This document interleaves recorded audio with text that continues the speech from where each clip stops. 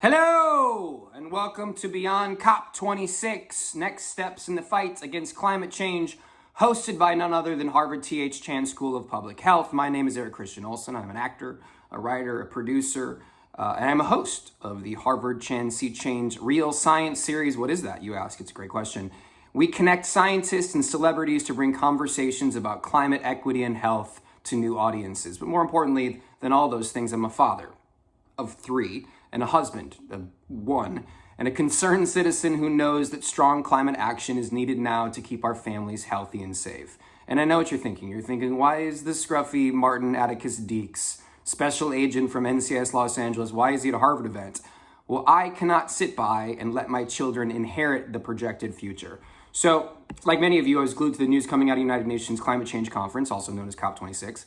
And the announcements made there will define our course of action over the coming decades to address climate crisis. And there were some incredibly exciting commitments that have the potential to make meaningful change. And the final agreements included sticking to the goals of the Paris Agreement to limit warming to 1.5 degrees Celsius, phasing down unabated coal, and ending fossil fuel subsidies. How, people, are we still doing fossil fuel subsidies? It blows my mind.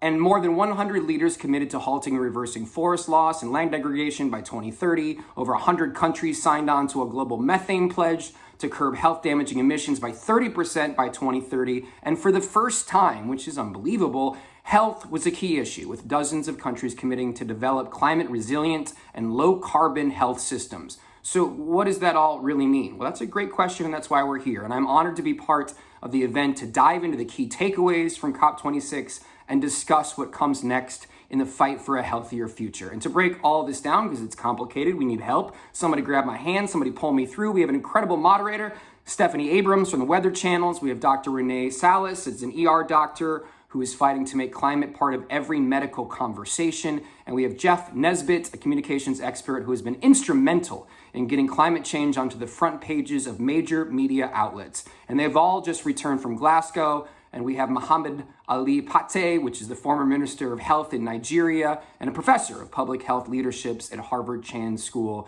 to provide an important and necessary international perspective. So with all that, I will kick it over to you, Stephanie, with great appreciation and with thanks. And I celebrate everybody here because you're here because you care, and that's the only way forward. All right, Eric, I have to say, thank you for that energy and that passion to kick everything off here. We're going to try to continue that all the way through this next hour. Hi, everyone. I am Stephanie Abrams, a meteorologist at the Weather Channel, and just delighted to be here 2 weeks after being in Glasgow for 2 weeks, I should say, for COP26. First, I want to thank very much Harvard Chan's Climate Center for Climate Health and the Global Environment, and the Harvard Chan Studio for co-hosting this event with the Weather Channel and with Pattrn. Now, after our panel conversation, we're eager to get your questions. So we want you to email them to us at theforum, THEFORUM, at hsph.harvard.edu. I'll say it again in case you want to write it down, or no one writes anymore, right? We just type it in our phone in our notes. Theforum, THEFORUM, at hsph.harvard.edu. So that's where you can send along your questions.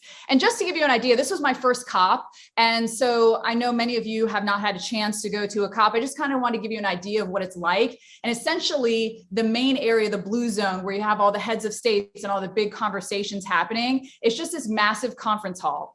And when you're waiting in line to get into this conference hall with all the different rooms and the different pavilions representing countries and different organizations, they were handing out tea cakes. And we just fell in love not only with these tea cakes that were marshmallow and chocolate, but also these caramel logs, which was just delicious. But I bring this up because not only do we fall in love with those and bring them back for our team, we were walking 15 to 18,000 steps a day. That's how huge this conference is, just to give you an idea with the amount of steps that we were doing. So what I want to do now with all those steps is show you some of the things that we walked through at COP26. So here's a look behind the scenes. In 3, 2.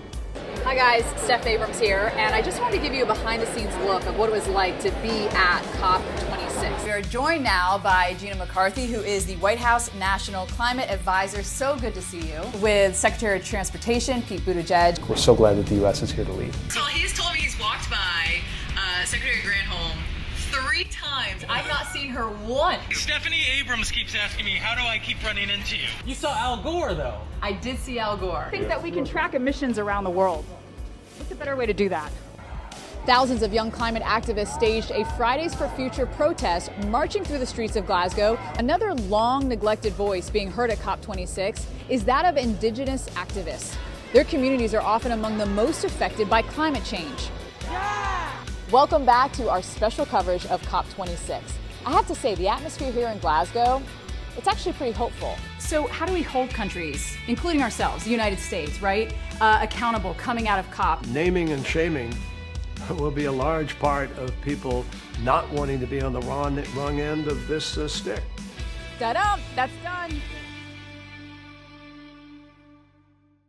What we want to do now is just hop right into our panel. And I use the word hopeful. It really did feel hopeful there when we were in Glasgow and talking to so many people across the board. And I want to start off with a lightning round question and talk about the most important commitment coming out of Glasgow. I want to hear from each of our panelists with just one sentence. Renee, we'll start with you. What's the most important commitment coming out of Glasgow?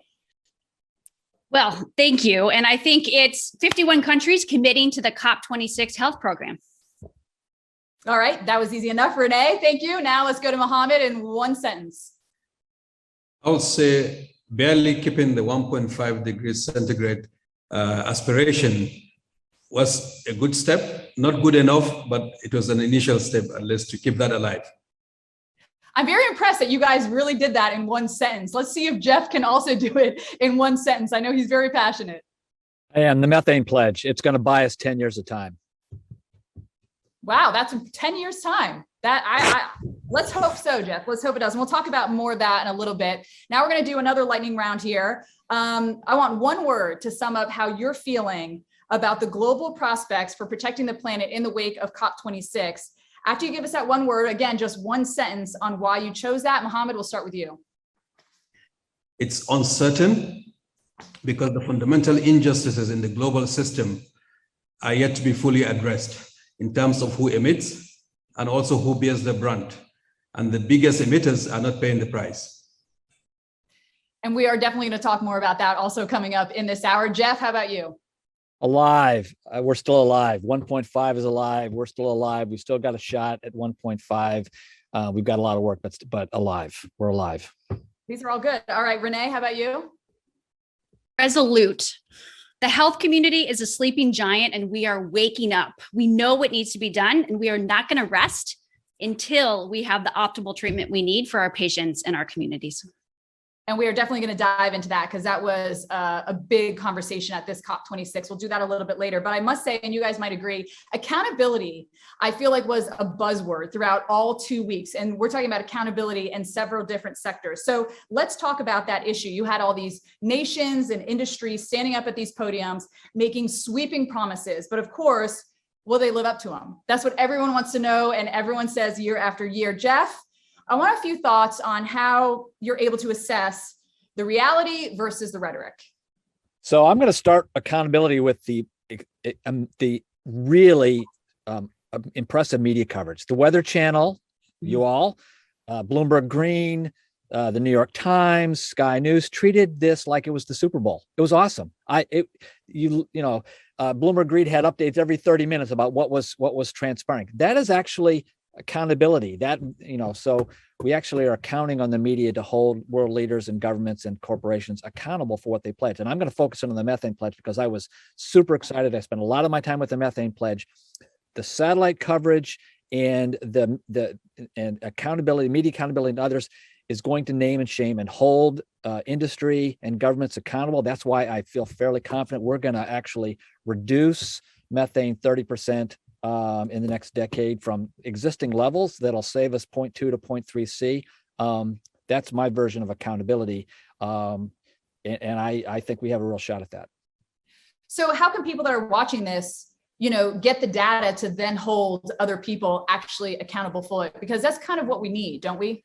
It is. And actually, that's one of the things that we actually had, and I have to say the methane pavilion was a white hot place to be. All the Democratic senators did their stand-ups from there. We were in the shadow of the Russian pavilion. I mean, there was a double-decker Russian pavilion. Russia, by the way, did not sign the methane pledge. We're still hopeful they will, but they would look down at us like the entire time we were doing all these events. We had satellite CEOs talk about how they were all working together to hold industry accountable. Literally every methane emission on the planet right now, we can see from space. It's going to show up. I'll predict right now, a lot of that's going to show up on the Weather Channel. It's going to show up on broadcast coverage. So we'll be able to actually see who's lying, who's not, who's cheating, who's not, who's fulfilling their pledges, who's not. And I'll start with ExxonMobil. All during the COP, ExxonMobil ran millions of dollars of ads saying, we're all in on the global methane pledge. They were in Politico, Punchbowl, you name it. Well, they're going to be held accountable through, but if they say we're going to cap wells, we're going to patch pipelines, we're going to capture flaring, we'll know, actually. And I think the public will know. I feel like methane's having its moment. It's kind of like, if you will, like the new kale. I feel, like kale had this huge moment. Now methane's having this moment. So why is it that methane is getting so much attention now, all of a sudden out of the blue? I feel like it's all been a CO2. Yep. And now all you hear is methane. It's so funny. We named the pavilion the methane moment. So the pavilion was called the methane moment. By the way, it is an extraordinary story. Once everybody realized, oh my goodness, with satellite coverage synced up with the ability to understand where methane is coming from, we can legitimately reduce the super pollutant and do something, very rapidly that will buy us some time. The methane literally did have its moment. And I'll tell you the story. If you talk to the EU negotiators and the US negotiators, they went from 9 countries to 40 countries in about 4 weeks. And then they exploded from 40 countries to 103, literally in 4 to 5 weeks. Everybody realized, oh, this is a moment. We do have a shot. And they signed up like crazy. So that's the good news. The hard work now begins. What does that translate into? And philanthropies have stepped up. I mean, philanthropies, said they were going to donate $300 to $400 million to do some of this accountability work, some of this communications work, some of the hard policy work, some of the satellite coverage. So it had its moment. It all came together in a very rapid fashion. One more quick question for you, Jeff, on this. There's a lot of companies saying, oh, well, this is just going to make consumer prices go up. Is there a way to avoid that? Should the companies be, taking on that cost? Well, I can tell you all of the oil and gas industry majors have said, and, take this with a healthy dose of skepticism. They've said they can do all this and there will be no net cost. They say they can reduce, do all this work and there will be no net cost. So I think that needs to be part of this accountability question. If they say we can do this, 50%, we can do this with no net cost, great. There should be no net cost. Yeah, that is definitely something that's a real one that people want to keep track of there. Jeff, appreciate that. Renee, let's talk about another commitment made in Glasgow. A pledge for more than 40 countries to green their healthcare system by cutting carbon emissions. Now, I don't know if everyone knows, I was actually surprised by this number, that health systems are actually a significant source of greenhouse gases. In the US, responsible for 8.5% of our emissions. So this is a real important step, but the pledge was short on specifics. So I'd love to hear from you what steps the healthcare system needs to make to take down that number and how we can hold them accountable. So maybe we start off with, what is so bad about the healthcare system when it comes to the greenhouse gases? What's the worst offender? Well, look, we are in the business of taking care of patients. Our mission is to improve the health of our patients, accelerate equity, and prevent harm. So we as a healthcare system cannot be contributing to this vicious cycle of thus producing more greenhouse gases. It's driving climate change, which is causing health issues, in addition to disrupting our healthcare systems and air pollution. So this is a really huge moment because it, again, is showing that the healthcare system is waking up. We are recognizing that we have to take care of our house first. But I think more importantly, we can use this as a powerful lever to really knock down dominoes across so many other sectors. So what are some of the changes that can be made in the healthcare sector? Yeah. So I think we make the diagnosis first, right? And then you have to, which people did, they made the diagnosis and committed to this, but now we really need evidence-based treatments. So in medicine, right, we track by numbers. We measure your blood pressure when you go to the doctor. We check your labs. If you're a diabetic, we track your glucose. So we have to track these very same things, and that's reduction of carbon. So how much are we reducing carbon? And how are we actually improving health outcomes? So the way that the COP26 health program is set up, they actually listed a few steps. And the first thing is to set a target date. And in fact, 14 countries actually set net zero target dates between 2030 to 2050. Now, the NHS has been leading the way. And actually, over the past year, when they committed to going net zero, they were able to reduce emissions by over 1,200 kilotons of carbon, which is equivalent to 1.7 million flights between London and New York. So they are leading the way, but we need to thus figure out what the baseline emissions are, and then actually develop an action plan and a roadmap that allows us to measure in a tangible way that's accountable. And there is a huge connection that people might not think of. And you were telling me a story about patients that you sometimes have to convince your patient that climate is the cause of their illness. Yeah, so it's connecting the dots, right? And it's, when I think about it, when I'm in the emergency department and I see a patient who has asthma, and in fact, they're having problems with their asthma because pollen levels are higher because of climate change. So here I am, I'm pulling patients sort of out one at a time from the river, but I look behind them and I see so many more behind them. So what I need to do is actually walk upstream and figure out what's causing my patients to fall into the river in the first place. And that's where we find the burning of fossil fuels. And that's the connection. That's how we show people that how action upstream and action on climate change is actually a prescription for improving our health today, in addition to accelerating equity. And real quick here, are there greener products that can be used in all of healthcare? I mean, this is a tough one, right? Because you can't share. I mean, I know you can, wash some stuff if you will, but is there a push for these greener products? And what are those exactly, if there is? Yeah, so think about so many things that we have labels for, and they're actually one at COP, right? There can be labels for how much carbon how carbon intensive food is. So we can do the same thing for medical products. So we can actually incorporate that into decision making. And there's different endeavors that are happening right now, like in the US with the National Academy of Medicine launching an action collaborative on healthcare decarbonization that are getting everyone to the table to really figure out what these levers are and how we can move things. And for example, put labels on so that way we can recognize how carbon intensive things are.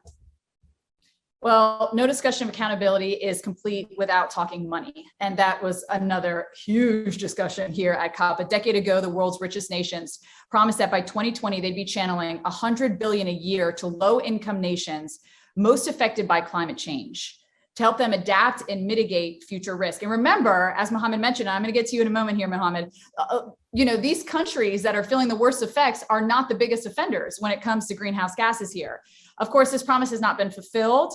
We're tens of billions of dollars short. So Mohammed, I want you to talk more about this in the developing world and countries such as your native Nigeria. What resources are needed most urgently? So we're living through a 1 in a 100-year pandemic, and we're seeing the state of the world in terms of how it's responded to that and the inequality between countries and within countries. That's a small test case compared to the impact of climate change.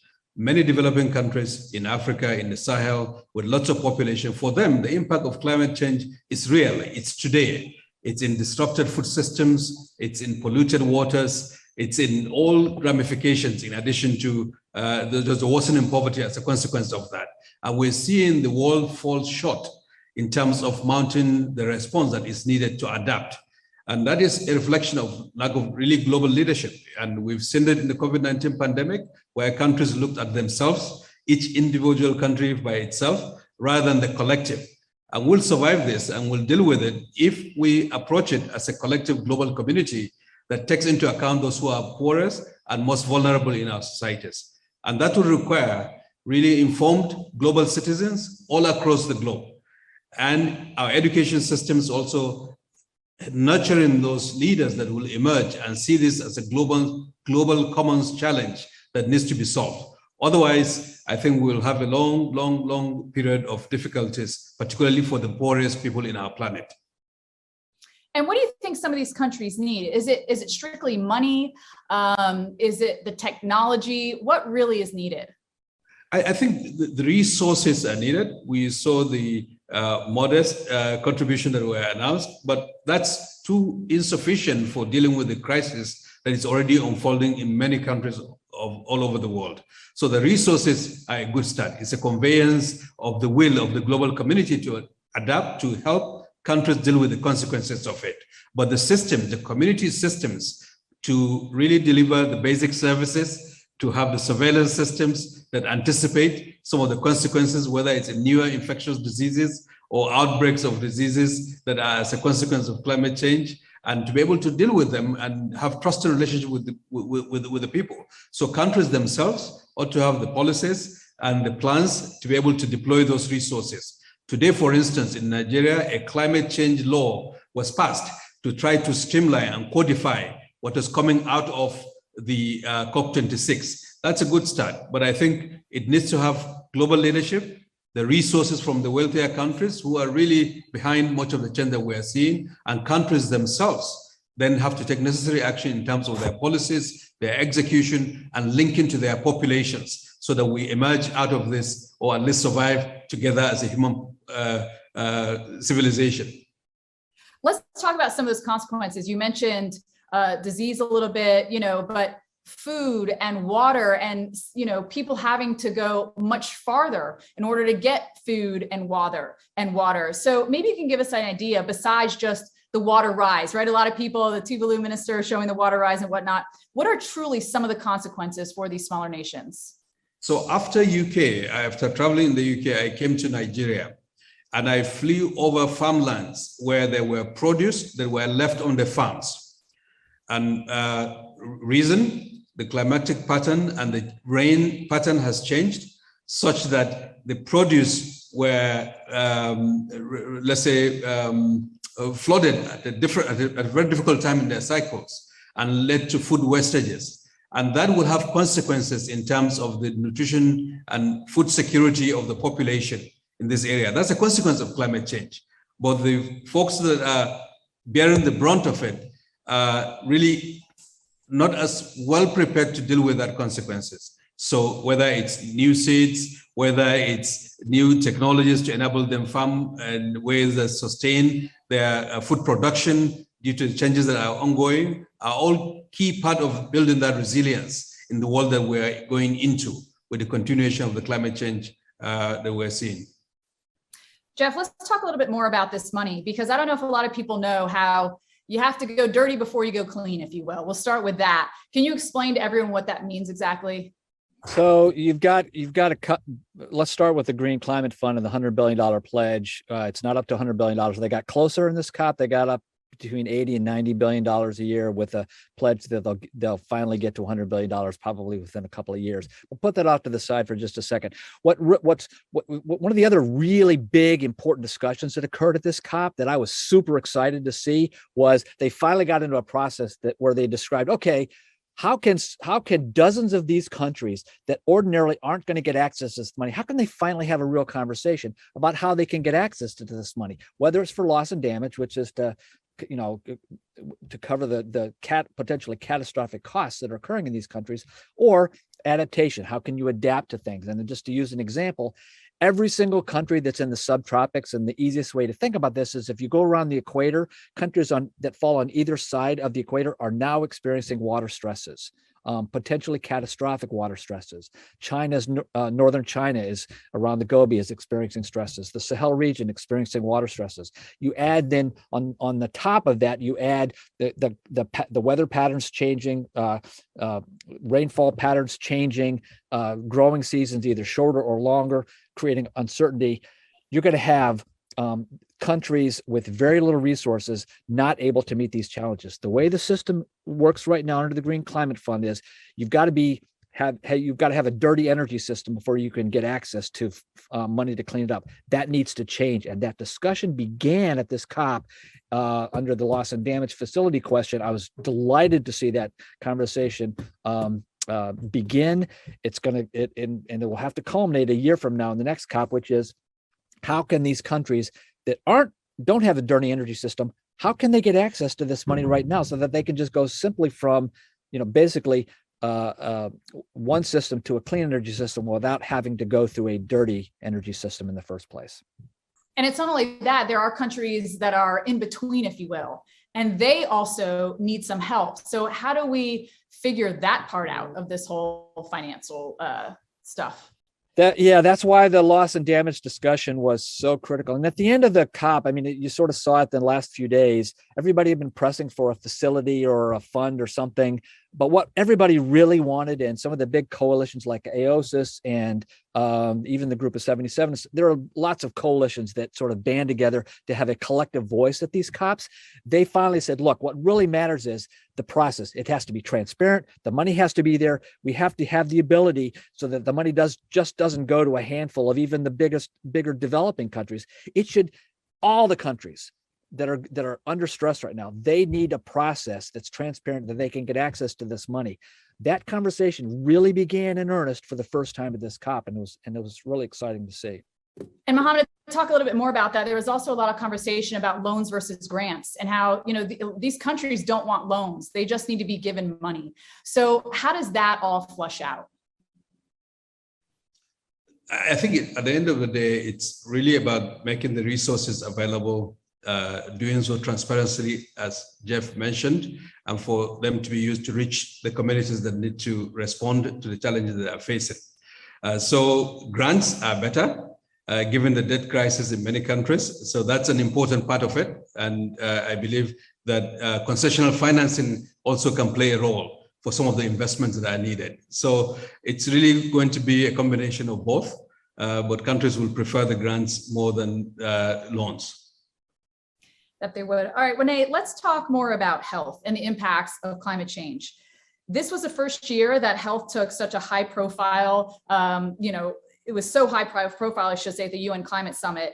There was a health pavilion, there were events for the US main stage, a day-long conference from the WHO, and many speakers that provided moving stories. Renee, you're truly one of the leading experts when it comes to health impacts of climate. And I'm curious what you took away from this focus and what was achieved. Well, we have nowhere to go but up. So we have seen enormous momentum here, but I can promise you this is just the beginning.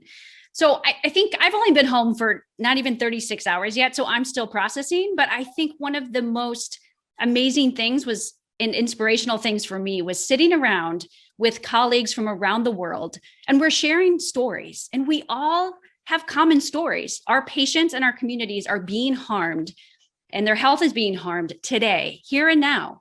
And obviously it varied depending on which geographic region you're in. It varied for our patients, depending on what their job was, what their income was, what the color of their skin was. But we were unified in this common bond. And I think that was enormously powerful. There were more health professionals there than ever before. And as you said, there were more events than ever before. So this is important, but I also think that we have an enormous potential to move to make sure that health and equity are integrated into all of the conversations. I mean, this needs to be a thread where we not only have our own events, but health and equity can actually be the drivers for not only why we need to act, but also help guide the response. And is climate change becoming an actual diagnosis now in the healthcare industry? Well, it is for me in my patients. I think there's something called a secondary diagnosis, which really is just something that makes it harder to prevent the development of a primary diagnosis or to manage it. So for example, again, I think asthma is something people can understand. So you come in with an asthma attack to my emergency department, right? That's your primary diagnosis. But yet, as I mentioned before, climate change is driving pollen levels to be higher. So it is actually a secondary diagnosis because it's making it harder for me to treat my patients. So sometimes I feel like I'm putting literally a Band-Aid on a bullet wound because I can try to open up the airways and manage that asthma attack, but I'm sending that patient right back in that same environment. And so we have to make the diagnosis. And once it's made, we recognize that the treatments are a little bit outside of the toolbox that I learned in medical school or residency. And once that toolbox is identified that it needs to be different, then we see we have to walk upstream, get to the burning of fossil fuels, and that is the treatment that we need to enact. And Mohammed, I was wondering your perspective on health and climate and these developing nations, and what type of effects it's having on the people, and if they're even able to get treated.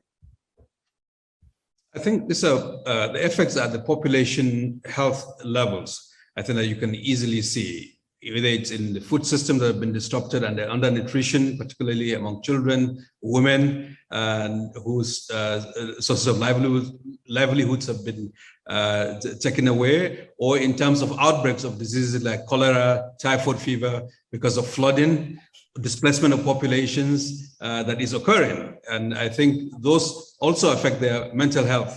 Those are population level changes occurring in populations in many poor countries. At the care level, I think there are deficits in basic healthcare, in primary healthcare, in community health systems that, of course, need to be filled, even outside the issue of climate change. And that's an ongoing effort that the world would need to contend with in terms of getting to universal health coverage. That's a basic. All right, we want to bring now back to some domestic politics. The Weather Channel, of course, we've been reporting on, these 500-year floods and excessive heat waves, wildfires, bigger hurricanes, stronger hurricanes. Yet, as the Biden administration tries to deliver more than $550 billion in climate funding through the Build Back Better Act, a new Washington Post ABC News poll found that a third of American adults still don't see climate change as a serious problem, and the partisan divide is growing. Just 39% of Republicans say climate change. 39% of Republicans say climate change is serious. That is actually down 10 percentage points from 2015. So, Jeff, you're a communication strategist. What are your thoughts on how we can, rally behind climate change? And does COP26 change the political dynamic one way or another? Let me break this into a couple of places. First of all, I worked in a Republican White House as a communications director to a Republican vice president, and I can tell you it saddens me beyond belief that climate has now become a partisan issue for Republicans. I think it's changing somewhat. In fact, there was a Republican congressional delegation that came to COP, first ever, more than a dozen Republican members, but they are in a very tiny minority inside of the Republican Party. So that's part of the problem. I will just say that the polling that you just cited on the Democratic Party side and the independent side, everybody gets it. It's like 95 to 98% of the registered Democratic voters consider climate change either one of their top three priorities, and for independents it's pretty high as well. It's just the Republican Party, and it's become just like the question of vaccines, masks, evolution in schools. It's become a party ID issue for them, and that's driving the partisan nature of this issue in the United States. All of that being said, I will tell you, we've seen a dramatic change in just the last 3 years. One, the artificial climate science debate in the media, gone. It's completely gone. You don't see any of that anywhere in any media coverage ever.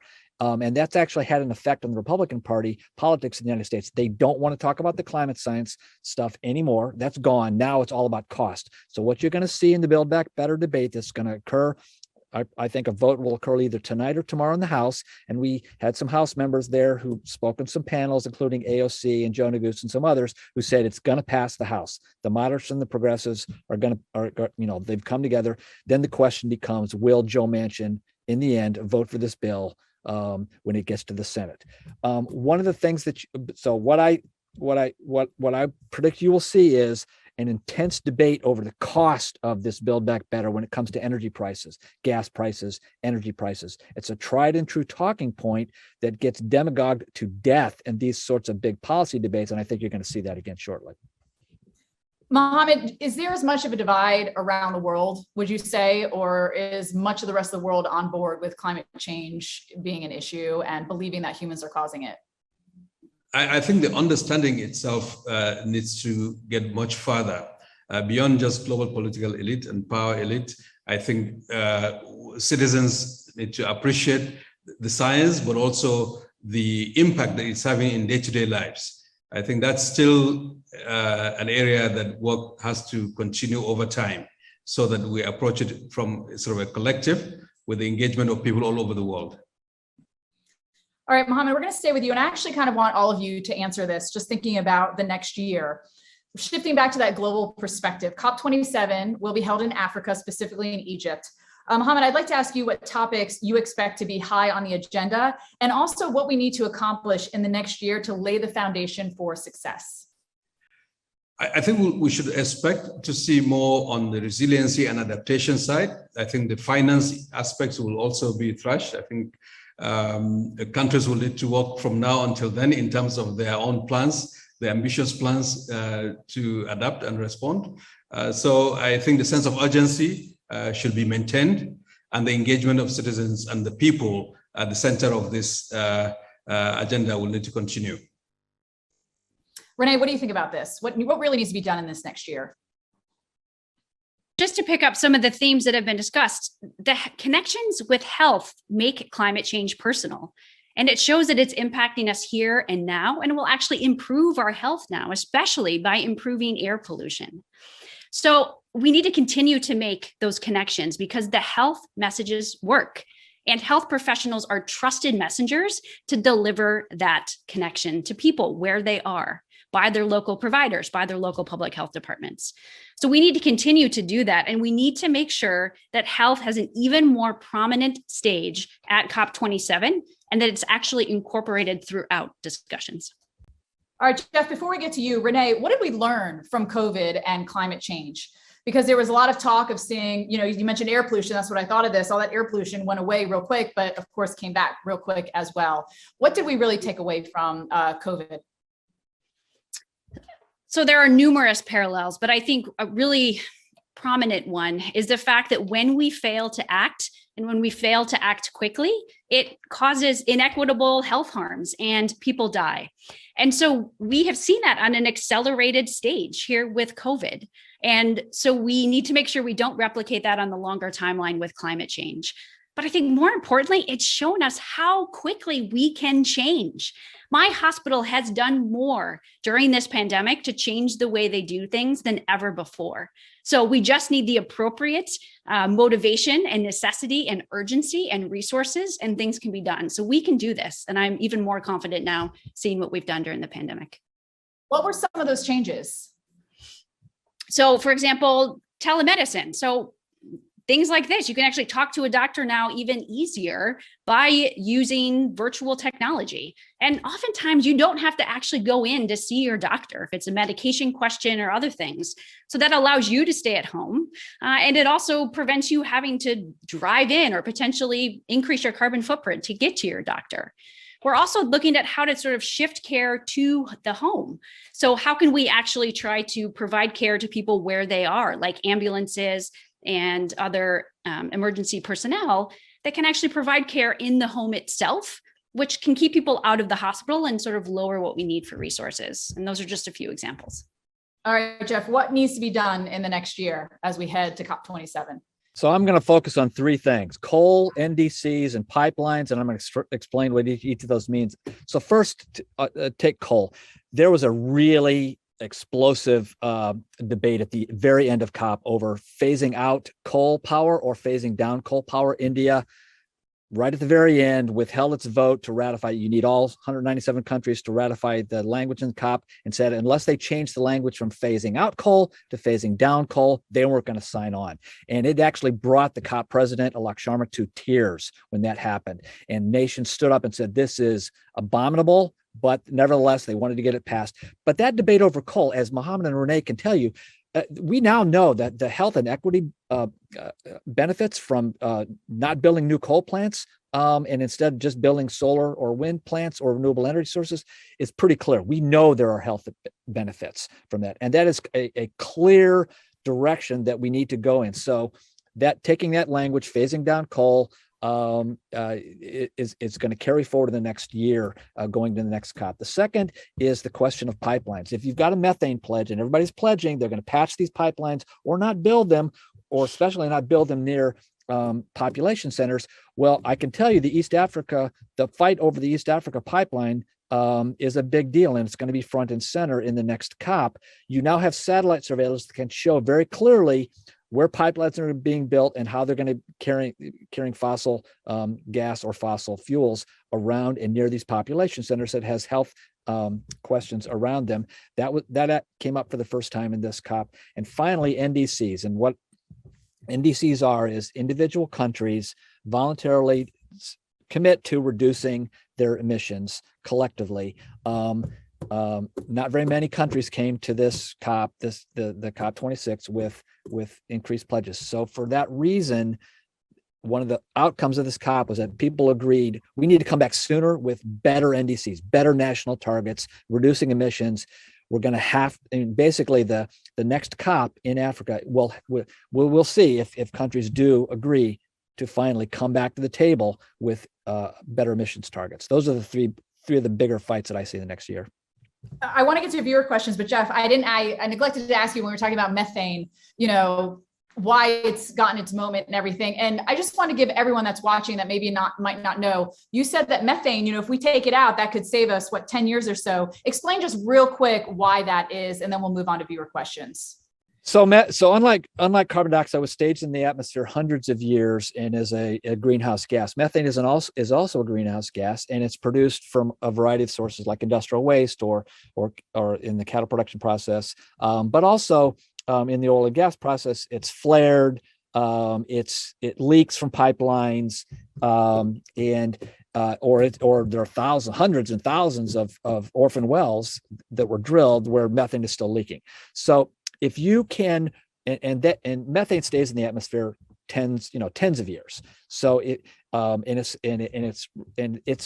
studies, very recent studies that came out of this COP that showed about half of the warming that's occurred on the Earth since the dawn of the Industrial Revolution is from methane. So if you can reduce methane, and a 30% reduction from current levels is a big cut, but it's doable potentially without a cost. That's the studies show you can save a degree of warming Fahrenheit, which is a really big deal. So when I say it buys us 10 to 15 years, that means it keeps 1.5 degrees C within range. We're still alive. We have a shot at it, but that's why methane is so important, because it's a super pollutant that's responsible for half the warming to date. So if we can cut that back substantially, that gives us more time to deal with the carbon dioxide problem. All right, thanks. Sorry I didn't ask you that above. I just forgot it, but it's so interesting to me, and that's why it's being so talked about these days. All right, let's go to our viewer questions. The first one was from talking about the very strong youth movement at the summit, and a lot of these young people, furious at our leaders for failing to take more aggressive action. And Renee, this viewer asked, how can we harness that energy for good? They have a powerful voice, and we need to amplify it. I mean, these are our children, our patients, our neighbors. They are future leaders and future doctors, nurses, health professionals. So from the health community standpoint, we need to make sure that those voices are elevated, that those stories are elevated. And I think there's also a very powerful combination with youth within the health community, right? Those that are still in training. And I think medical students and other trainees have a really powerful voice, and we need to make sure that we continue to amplify that. Mohammed, what do you think the youth can do? I think the youth have an important voice. They will live through much of the consequences of what we're seeing. So amplifying their voice, as Renee mentioned, I think will be key, but embedding climate change in the curricula, in the educational systems, beyond medical schools. I think all educational curricula should sort of embed some of this so that it's a conversation about the future of our world. We have a question from Loretta. Fossil fuels, looking at fossil fuels, how did this COP take a different approach from the previous ones? At this stage, are the obstacles to reducing fossil fuel dependence primarily political or technological? And Mohammed, I'll start with you on this one. I would say it's political first, because the issue of fuel subsidies is an unfortunate one that has dragged this far. And at this point, it's something that it's political leaders that will have to decide to pull out, but also to live with the consequences of those decisions that they make, because they are losers in terms of withdrawing subsidies. So I would say it's largely a political one, and also the technological bit is there, but I will say first and foremost, it's a political problem. Jeff, maybe you can expand on this too, because Eric said, how are we still subsidizing fossil fuels? When I learned that, and I forgot what the number is, so I don't want to quote it, but it was an outrageous number. People might not realize that how do you get rid of a problem that we're subsidizing? There are hundreds of billions of dollars subsidizing fossil fuels. That was one of the other big, I mean, it is shocking to me, and I want to get into that in just a second. But one of the other big fights was language for the first time saying, we're going to phase out fossil fuel financing. Well, sure enough, Saudi Arabia and Russia and a couple of others said, well, can we put inefficient? They added an adjective in front of, so let's phase out inefficient fossil fuel financing. And people weren't real happy with that, because what is inefficient? If you're good at subsidizing fossil fuels, then you get to keep subsidizing fossil fuels. One of the, and I'm going to actually combine youth with fossil fuel financing, because I think this is key. I think one of the things you're going to see, I'm going to predict right now, the youth movement is fierce, it's big, it's growing stronger. It's not just Greta Thunberg. She's got lots of other folks who are very sophisticated when it comes to social and digital media. They're going to turn their sights on the banks and the financial institutions and the companies over fossil fuel financing. So for instance, you've got all the oil and gas majors. It's not enough to say we're going to reduce our emissions in our own supply chain. They actually want them to stop exploring more and more to find more and more fossil fuels. And to date, the big financial institutions and banks are continuing to finance that. So you've got massive subsidies and massive financing for more exploration right at the time when when some of the big international groups, even the International Energy Agency, has said we need to stop more exploration of fossil fuels. And why in the world are these banks and financial institutions financing that? So I think both of those are going to become big topics of conversation for the youth movement and for some others in the coming year to 2 years. And you saw that discussion begin at this COP. All right, our next one's from Richard, and Richard says, are we not deluding ourselves to think that we can stay below 1.5 degrees Celsius for a potential upper limit? The last minute softening of the commitment to eliminate coal is an indication that there's no real will among world leadership to take a stand. Renee, can we do it? Do you think it's enough, essentially? So the emergency medicine doctor in me, views this as the equivalent of a life-threatening heart attack, what we call a STEMI.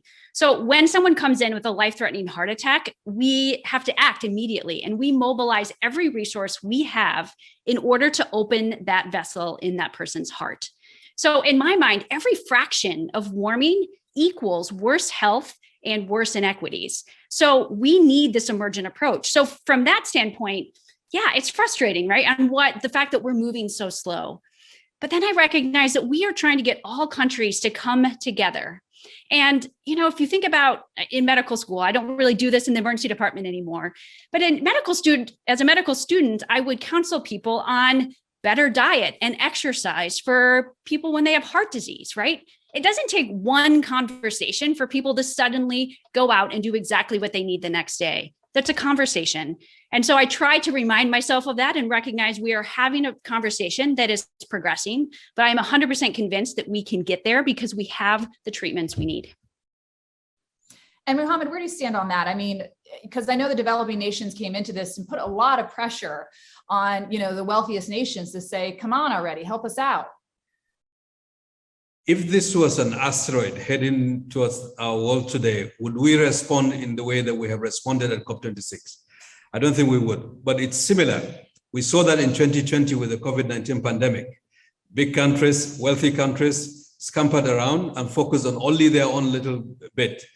And I think we risk replicating that in the context of climate change and despite the emergency. It requires global leadership, and I have to say that I'm still looking for that. And I hope that we can build on COP26 and see the emergence of that, not only in governments, but among the youth, as we've discussed here, because that will be what ultimately pushes the world to take the difficult decisions to keep within that, within the 1.5 degrees centigrade ceiling that we're aspiring for. But it's difficult. I certainly think it's very difficult. Jeff, I saw you nodding your head, so I have a feeling Well, you have an opinion on this.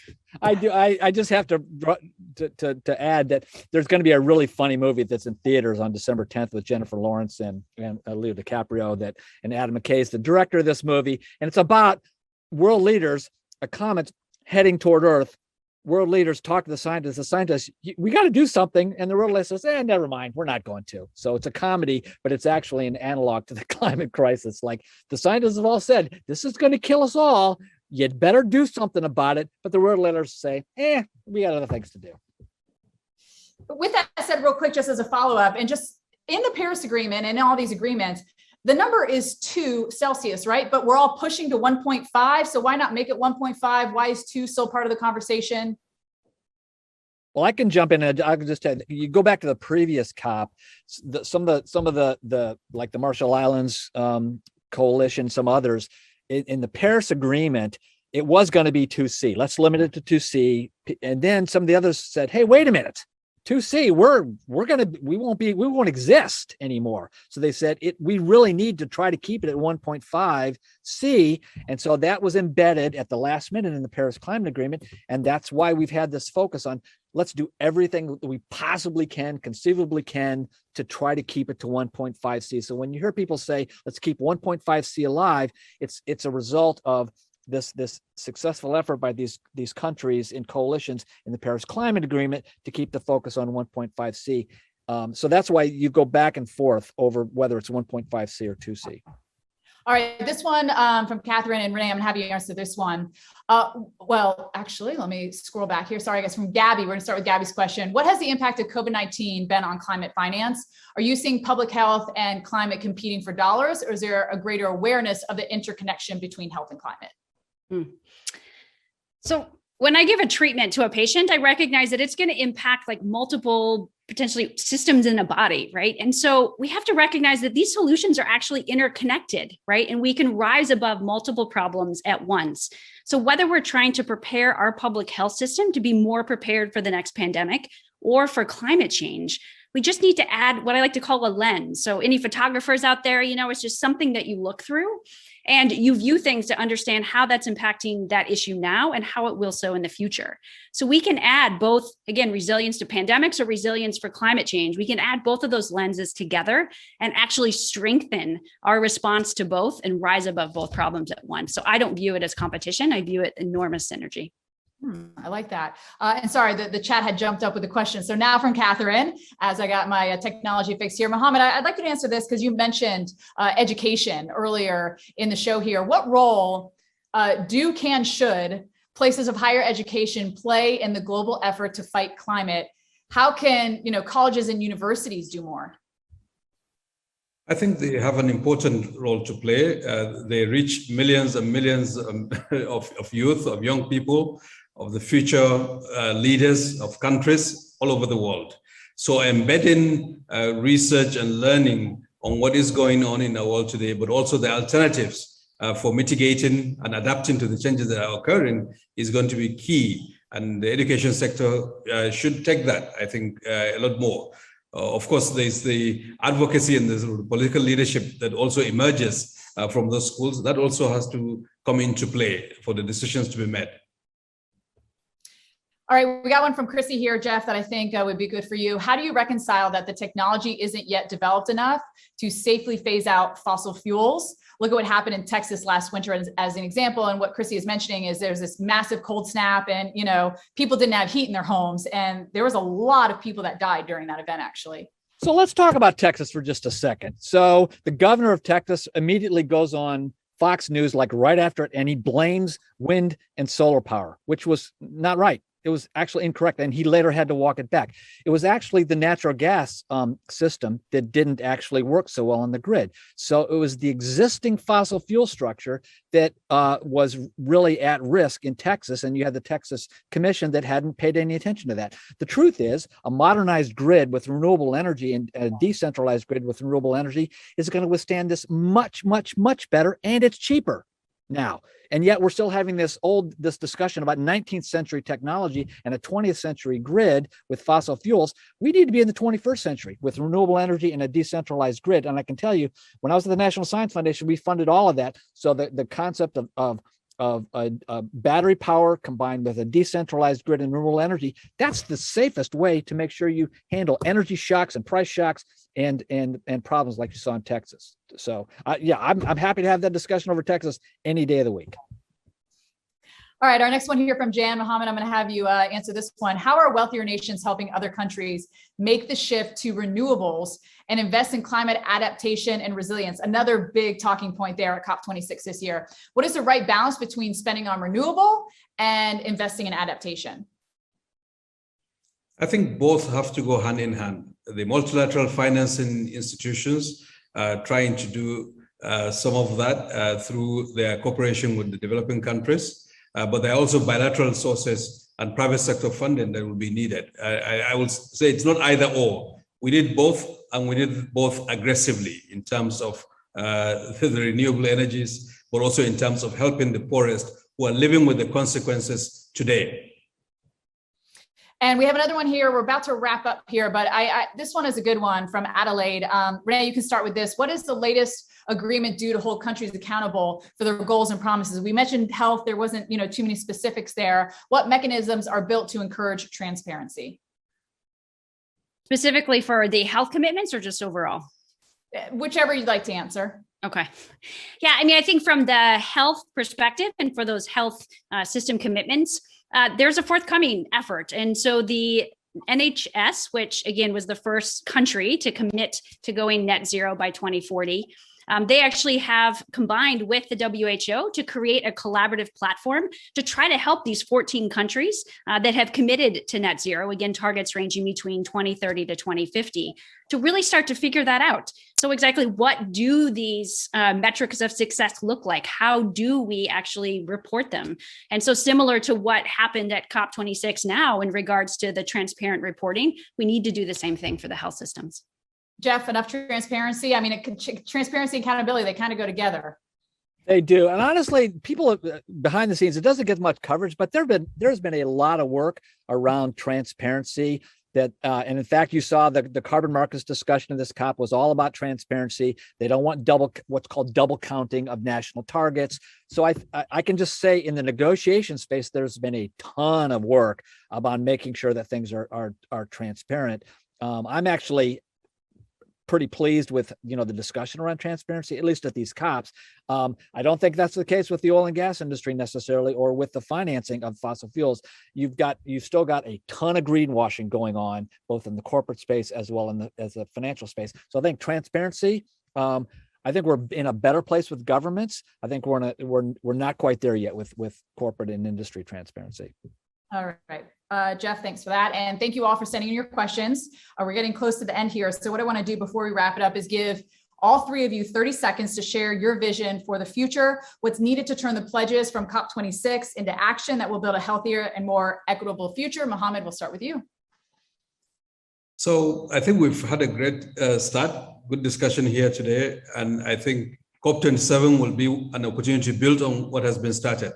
Countries will need to have their plans, but global leadership will need to come together to finance countries to adapt to the implications of climate change, particularly the poorest countries in the world. All right, Renee.